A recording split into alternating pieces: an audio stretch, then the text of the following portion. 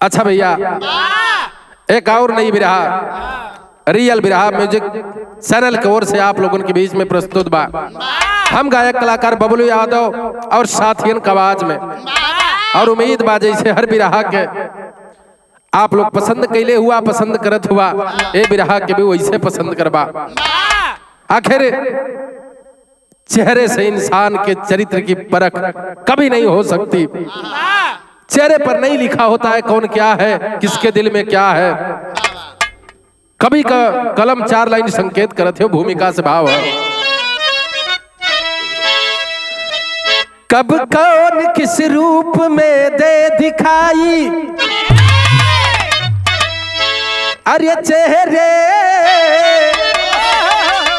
पे मुहर का परिमाण क्या है। चित्रण भी करना है अत्यंत भारी, हो आकलन कैसे क्या क्या नया है। ना जाने वह कौन सी औषधि अब रग रग में घुस कर महल को बनाए। परदीप कभी हर समय करते चिंतन, महल की कली क्यों है कोठा सजाए।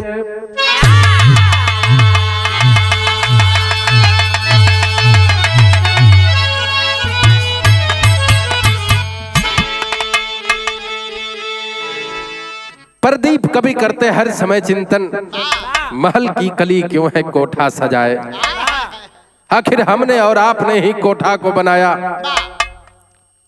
कोठा आज से ना बल्कि बहुत पुराने जमाने से, नवाबों के जमाने से कोठे पर लोग आवाला जाला, तो कहीं ना कहीं ये जमाना का पैदाइश ही कोठा हो। बिरहा में एक ठे गजल के संकेत हो।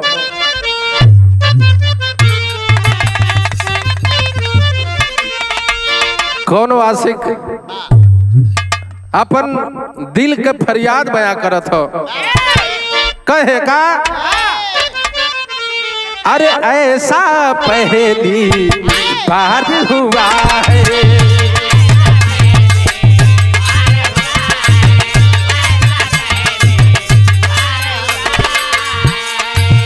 ऐसा पहली बार हुआ है।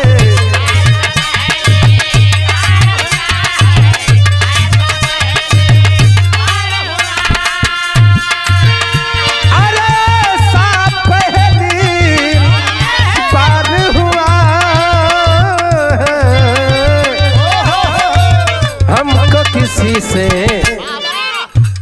किसी से प्यार हुआ है। हमको किसी से प्यार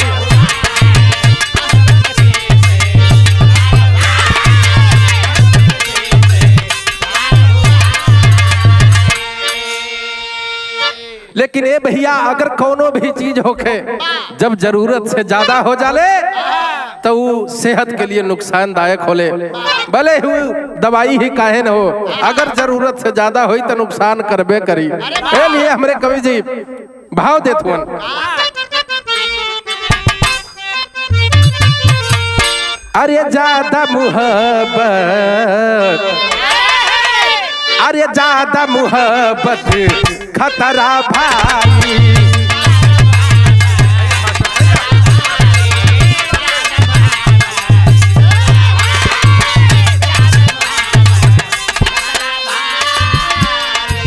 ज्यादा मुहब्बत खतरा भारी।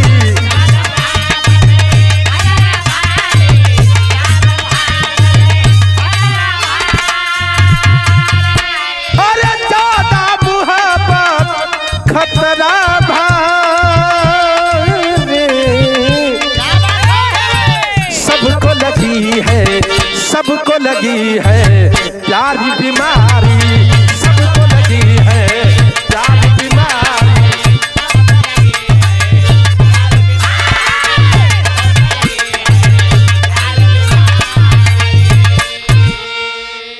बिरहा में कहानी का शुरुआत हो गई मास्टर।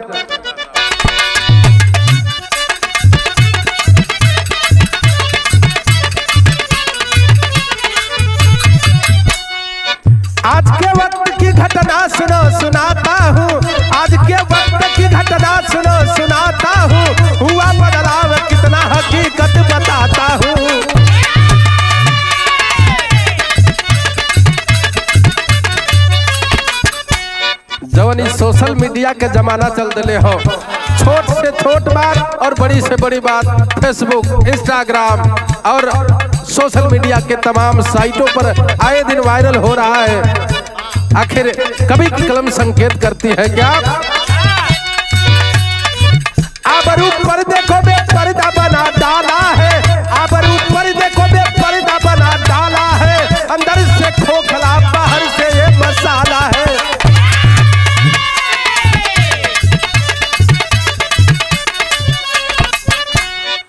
कोई मजबूरी में पैसे में पाली जाती है, कोई मजबूरी में पैसे में पाली जाती है, कोई धोखे में अपनी आबरू लुटाती है।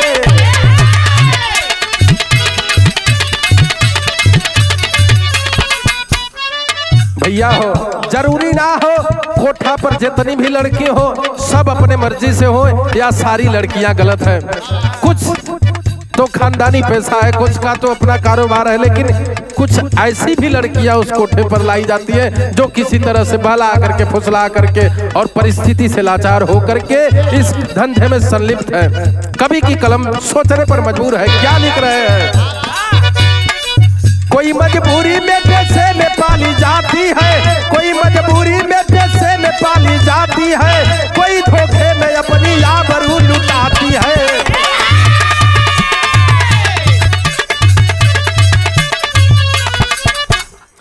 देहाती कानपुर है यूपी में मशहूर सही, देहाती कानपुर है यूपी में मशहूर सुई, बसा एक गाँव नाम महुलीपुर की बात रही।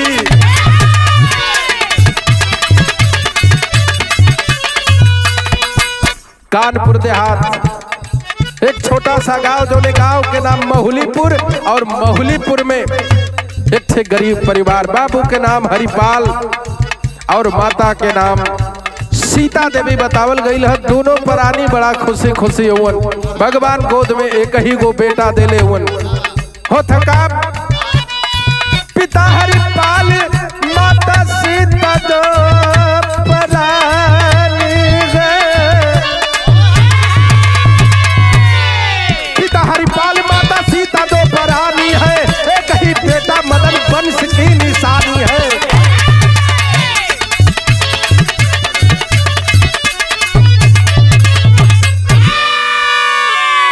खानदान का वारिस के रूप में भगवान एक ही को बेटा दिले हुए ने हरिपाल के और माता सीता के गोद में। बचवा के बड़ा प्यार दुलार से पालत होने भैया, और बाबू को सरकारी सर्विस हो और सरकारी सर्विस करत होने बाबू। बिरहा में भाव हो थका गवर्नमेंट की नौकरी से अरे पापा खूब कमाए, अरे धूमधाम से मदन की शादी मानवी संग रचाए।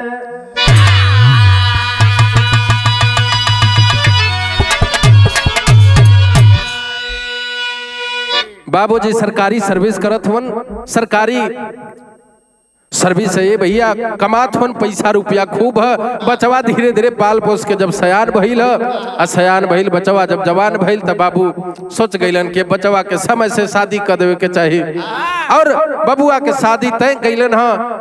बढ़िया परिवार देख के, बढ़िया लड़की देख के शादी कर दिलन है। आज जब शादी कइलन है भैया, घरे में बहू रानी आ गईली। आज जब बहू रानी घरे में अली है तो हर घर के परंपरा बा दुल्ही बड़ा सुघर बिया।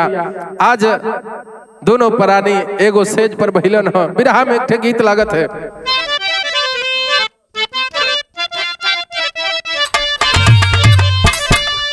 कौनो लइका रहले भैया मन चला के सिम के दिलीप भाई, कोनो लड़की के देख के मजाक करे रहे, कहत का अरे तनी ताक दे तू गोरी हम मर जईती, आहा मर जईती, बिना गंगा में नहाए हम तर जईती।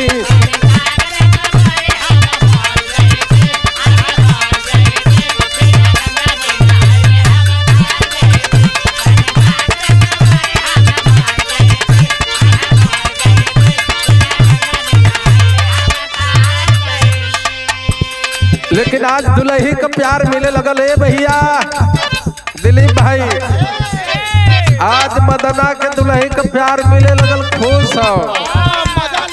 हाँ, जब खुश बहिल तब बहिल का मानवी मदन साथे से जिया सजावे लगनी, मानवी मदन साथे से जिया सजावे लगनी, वही से जिया के चार को लुटावे लगनी, वही से जिया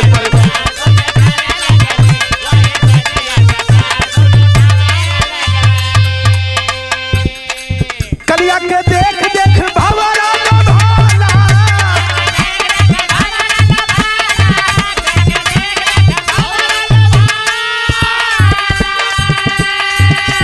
अकामिनी अकंत साथे नयन न जाला,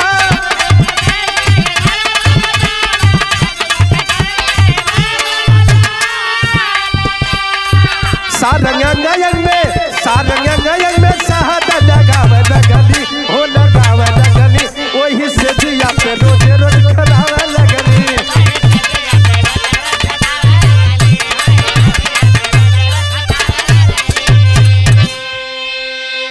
भैया हो, दोनों प्राणी अपने अपने में मस्त हुआ, खूबे प्यार लुटाता, दोनों तरफ से खूब पानी बरसाता। पानी बहुत धीरे धीरे कुछ दिन बीतल है। जब कुछ दिन बीतल तो दुल्ही के अब जरूरत समझ में आवे लगल पैसा रुपया के।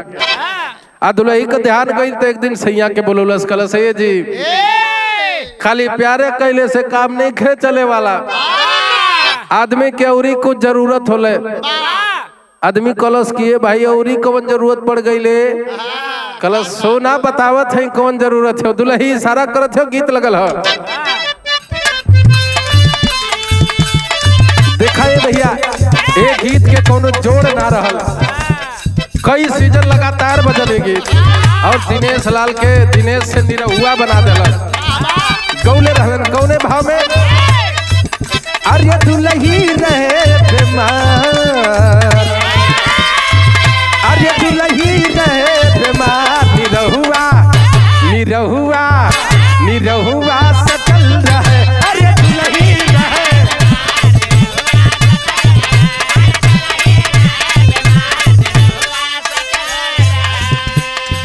अरे संगी साथी यार सबसे कटल रहे, अरे दुल्ही कहे दुल्ही, अरे दुल्ही रहे बीमार, निरहुआ निरहुआ सकल रहे, अरे दुल्ही।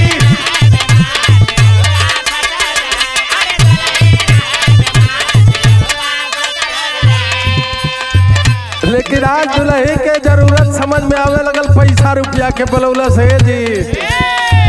एहने आई दुल्ही मुस्कियाई के कहत का हो, अरे जाता कह जाता पिया कमा,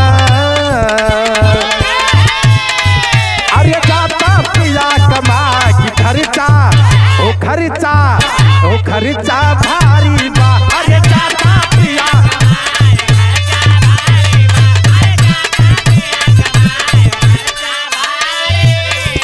अरे बेहली सब समझा के खर्चा भारी बा,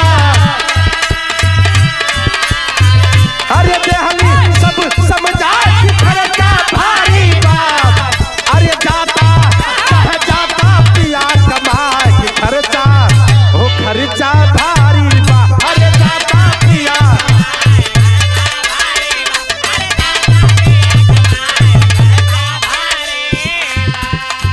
दुल्ही कलश है सैया, अब घर खाली प्यार कैला से ना चली, बल्कि पैसा रुपया के जरूरत है। परदेश जैता कुछ कमा के लेके उता। सैया सोचत हुए भाई अब तो धीरे धीरे कर रोहन बदल या ए भैया, लागत है हूँ के पेट भरिए गइल बा। दुल्ही कलश है तने नाये सैया, जैया एगो काम करिया, समझावत या चाहे जवने सहरिया में जइहा,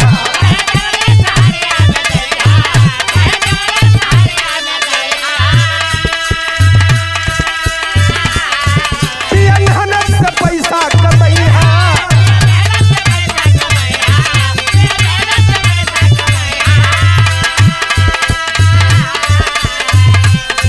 अरे पत्नी रह समझा बनल बेचारी बा,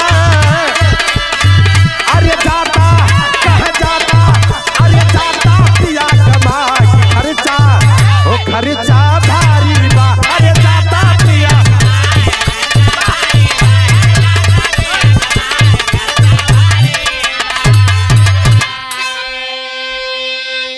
दुलही कलश है सैया ईमानदारी की रोटी बड़ा बढ़िया होला, कतही जइहा अपन ईमान और धर्म दोनों बचा के पैसा रुपया कमैले का काम बा।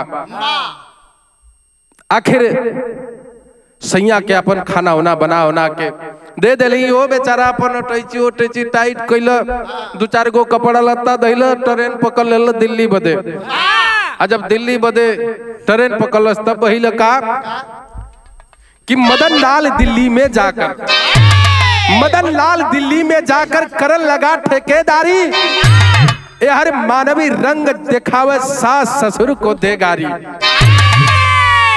निस्दिन झगड़ा घर में होला, निस्दिन झगड़ा घर में होला, रोवे घर में महतारी।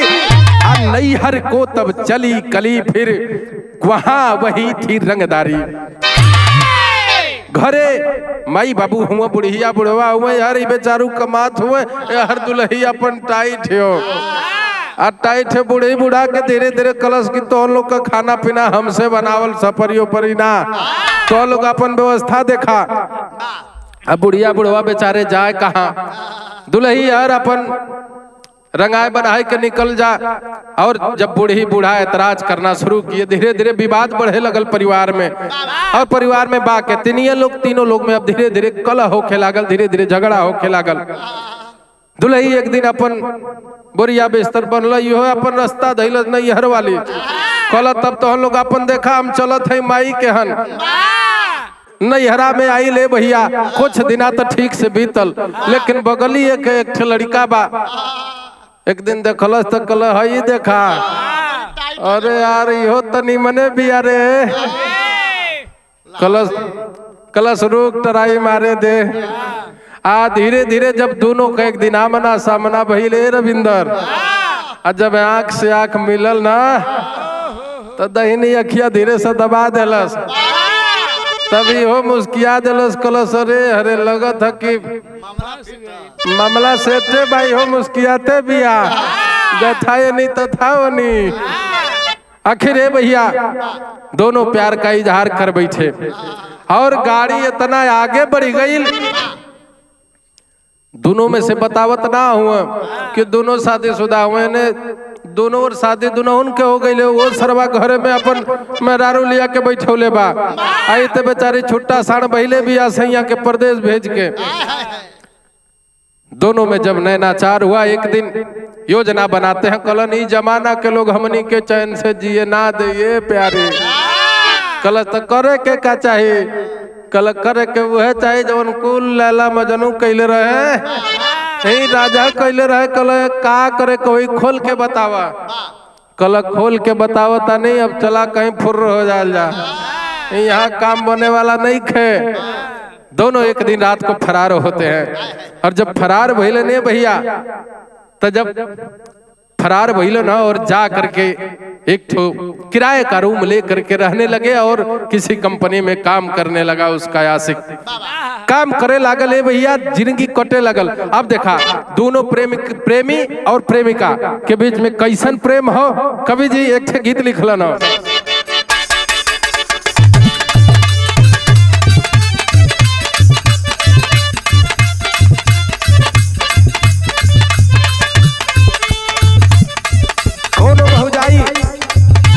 शिकायत करत या अपने सैया से अपने देवर के कहे, अरे हम जोड़ी मुनल रहली पियरी माटी से, हम जोड़ी मुनल रहली पियरी माटी से, देवरा मुन खोदे काठी से,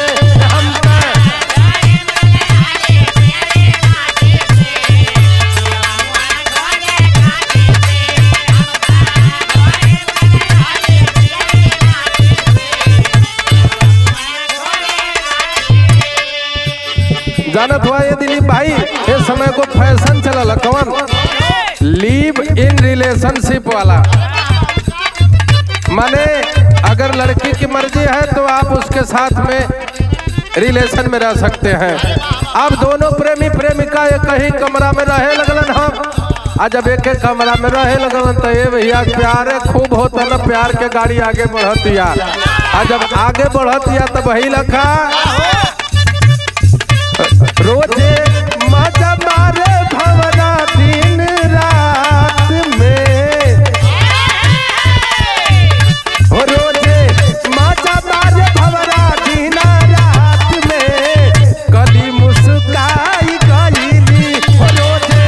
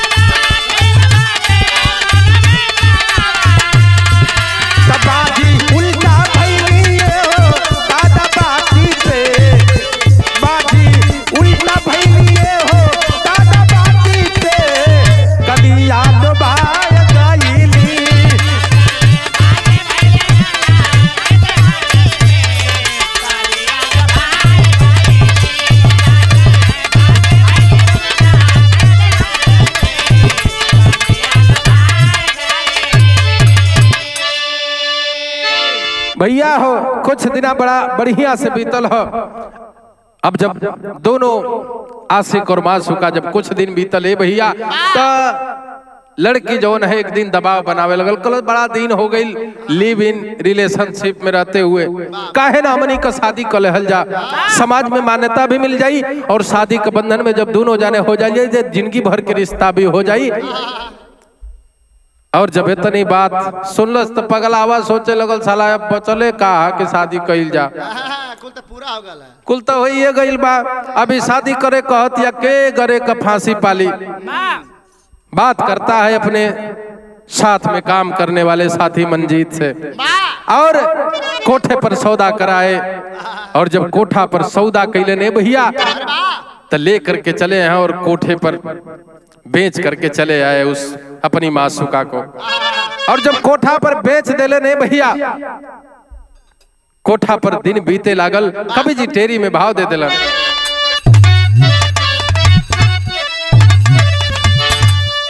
अरे चतुराई सारी कोठवा पर बिकल, अगर ना नाक रहे तो मेहरी गंदा खाई, खाई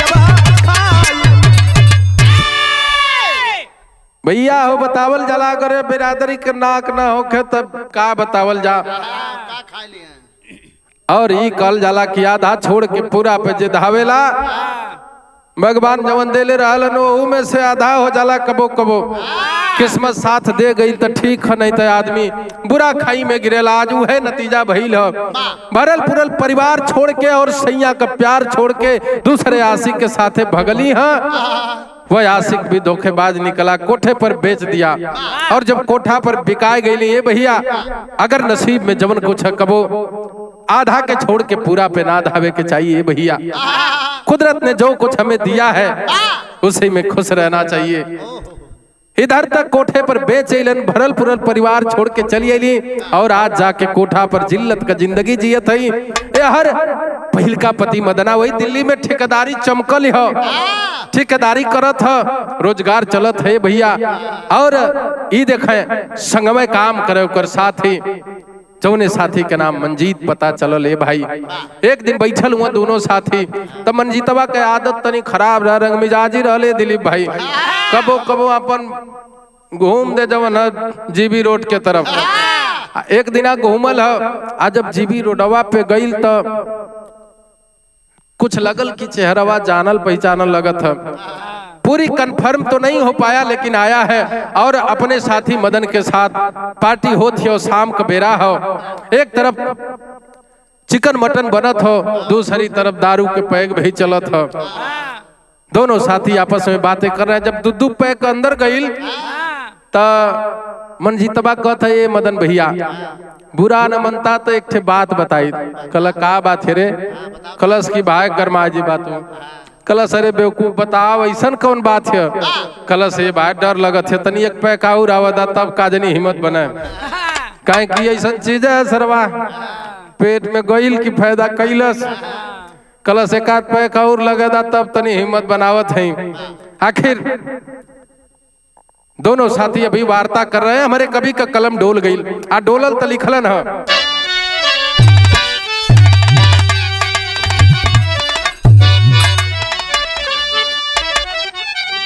अरे एक दिन बैठा साथ में पैक बनाई भाई राती में अब मदन का साथी रहा बात बतलाई भाई राती में।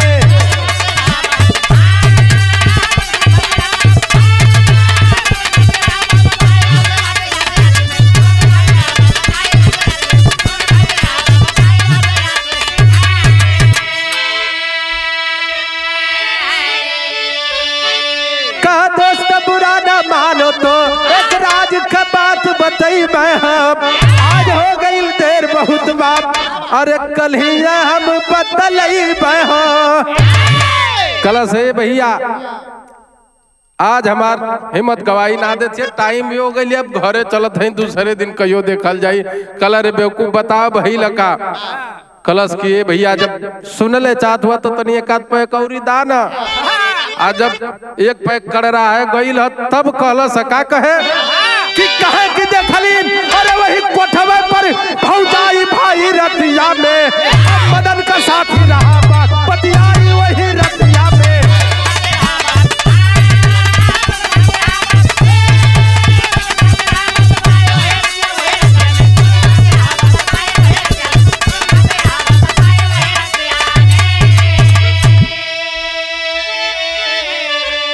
मंजीतवा कलश है भैया गई लिए जीबी रोड कोठवा पे देखलिए एक ठे मेहरारू रलिए बड़ा सुनर रलिए लेकिन ये भैया जानत हुआ कलश का अरे कलश जानत हुआ कलश अरे बेवकूफ बोलबो करबे कलश ओकर चेहरवा भौजी लेखा लगत रहल हम क्यों लगत है ये भैया भौजी रलिए कलश चुप बेवकूफ कलश यही से तना बताओ तो लिए कि तू खुशी आ जीबा कलश सच हो कलश की ये भैया ऐसा नहीं लगत हम के भौजी लगत लिया कलश के ठीक हो तो चल एक कन्फर्म करे के हुई और सवेर भइल अगले दिन दोनों साथी पता लगाने के लिए चले हैं। आल्हा में भाव लगल भैया अरे ढेर जब अकल होला धर्म के डुबावे भैया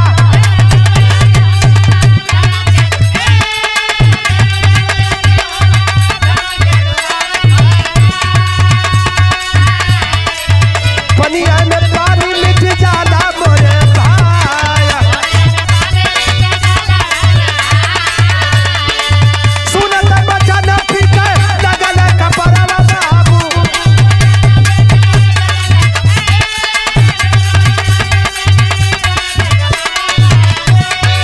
हमहु देखब कोठवा पर चल के हो सिंगार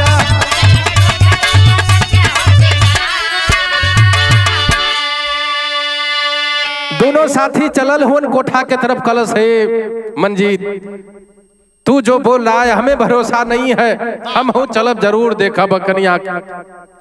कलश है साथी जवन तू कहत हुआ भरोसा ना हो तब हम चल के देखल चाहत हैं वाकई में तो हर भौजिया है कि कोई और है। दोनों साथी चले हैं चलन तो भइल का अरे दोनों साथी संगवे में चल रहे कोठवा पर बाबू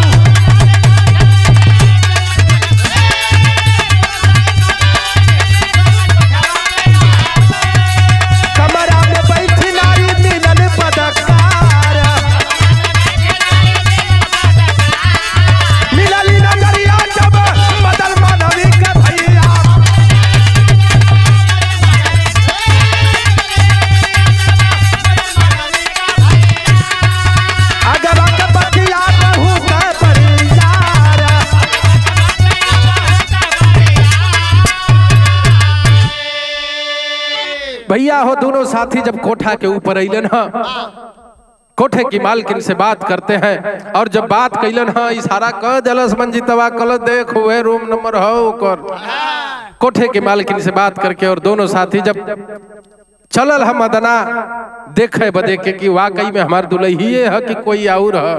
और जब गईल है देखल पूरा सज के संवर के बैठल ये दुल्ही, और जब चेहरा के ओर नजर पड़ल भैया हो, जब दुल्ही के नजर पति के चेहरे की तरफ पड़ती है जैसे लगल कि पैरों तले जमीनिए और आई गई ले भैया। मुहवा से कुछ बोलत ना हो, आंख उठत ना हो, अखिया पर पर्दा पड़ल है, मन ही मन आत्मग्लानि करत हो, लजात हो, शर्मात हो और अपने कर्म पर पश्चाताप करत हो। यार पति भी सोचत है भगवान हम तो घरे छोड़ के आ लली, कैसे भइल का हो गई, पश्चाताप कर रही है। लेकिन अब होने वाला क्या था जब चिड़िया चुग गई खेत। हाथ जोड़ करके और सारी आप बीती बयां करती है। जब आप बीती सुनलस कलस की ठीक है बात, अब यही लाइक बटले बाढ़ू तू कलश की तो खर्चा भारी रहला ना, सब खर्चा कमा, खूबे खर्चा मिलता, अब खर्चा कमाए जरा हाथ जोड़ लेती है, पांव पकड़ लेती है कलश की ना स्वामी कोनो उपाय करके हमके छोड़ा दा, हमार फरियाद हो, एक ठे कर्जा रही हमारे जिंदगी पर, कैसो हमें आजाद कराए जिल्लत के जिंदगी से। जब इतनी बात सुनलन है पति इशारा करत हो और आखिरी लाइन में कहत हो,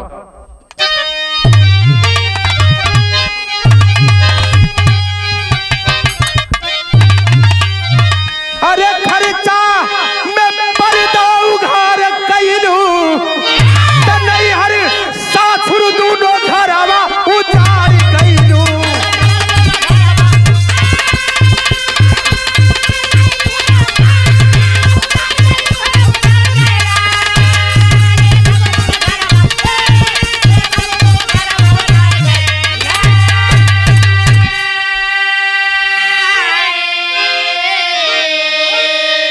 कहल जाला बिटिया दो दो घर के, एक ठे नैहरा के आबरू होले और एक ठे ससुरा के आबरू होले। इशारा करत है पति कल दोनों आबरू डुबा दिलू, अब दुनिया में बचल का हो, तू यही लाइक बाड़ू, यही कोठवे पे रहा। हाथ जोड़ करके रोने लगती है कलश की गलती हर इंसान से हो वाला सैया, हमसे भी भइल, एगो दूगो गलती भगवान भी माफ करलन, हमें क्षमा कैदा, हमें कौनो उपाय करके आजाद करावा। और जब बार बार विनती को सुनाए दया आ गई, रहल तो इंसाने न, जब दया आई है प्रशासन के लोगों से मिला, और जब प्रशासन के लोगों से मिलल है लेके कोठे पर दबिश देते हैं पुलिस बल के लोग, और धीरे धीरे उसकी पत्नी के साथ कई और लड़कियों को आजाद किया गया जो कि मजबूरी में किसी तरह से फंस करके और उस जीबी रोड कोठे पर अपना देह व्यापार का काम कर रही थी बाबूजी, आजाद किया गया।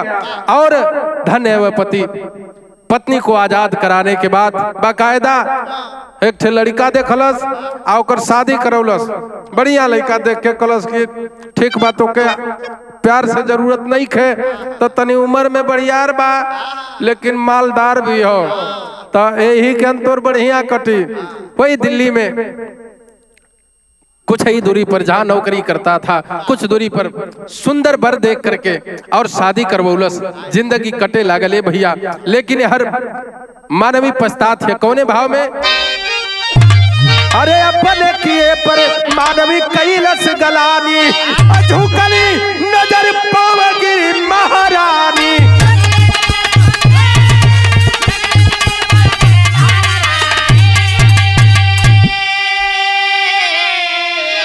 अब का बचल कुली तू बिसार गईलू, नहीं हर सासुर दूनो घर उजाड़ गईलू।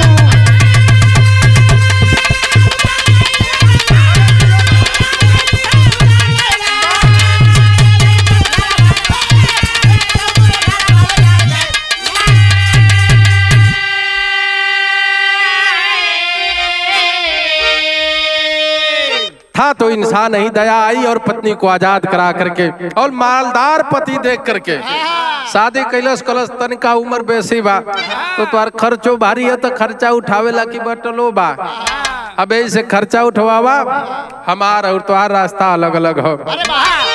फिर से जिंदगी पटरी पर आई और बढ़िया से दिन कटे लागल है भैया। और उसका पति मदन आज भी जीबी रोड के कुछ दूरी पर अपना ठेकेदारी का काम कर रहा है बाबूजी। आखिरी लाइन में भाव,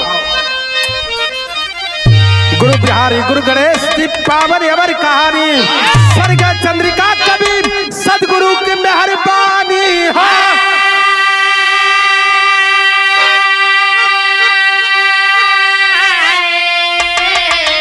चतुराई सारी कोठवे पर बिकी, बबलू पर